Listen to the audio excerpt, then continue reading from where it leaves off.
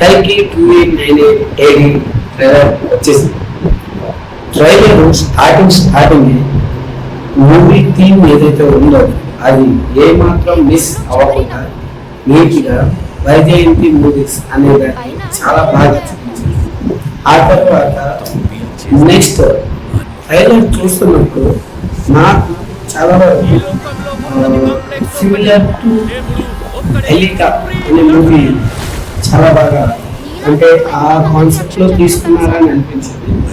అలా అనిపించడానికి గల కారణాలు ఏంటంటే ఆ మూవీలో కూడా మనకి లీడ్ రోల్ ఏదైతే ఉందో ఆ లీడ్ రోల్ కూడా బౌంటీ హంటర్ గా చేయడం మనం క్లియర్గా చూడవచ్చు.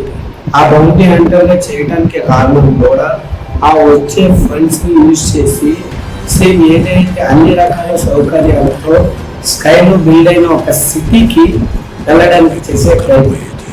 ఇక్కడ కూడా మన కలిగే బౌంటీ హంటర్ అవ్వడం అలాగే సిటీకి వెళ్ళడం కోసం పనిచేసే ప్రయత్నాలు మనం క్లియర్గా ట్రైలర్ చూసినప్పుడు అశ్వత్థమ్మ కాపాడబోయే ప్రాణి కల్కేజీ అని అనిపిస్తుంది. ఆ కల్పులో ఉన్న బీబీ ఇంపార్టెన్స్ ని బట్టి ఆ లేడీని తీసుకురమ్మని ఒక 5 స్టార్ రేటెడ్ బౌంటీ రీసెర్చ్ చేస్తున్నారు అని అయితే అనిపిస్తుంది.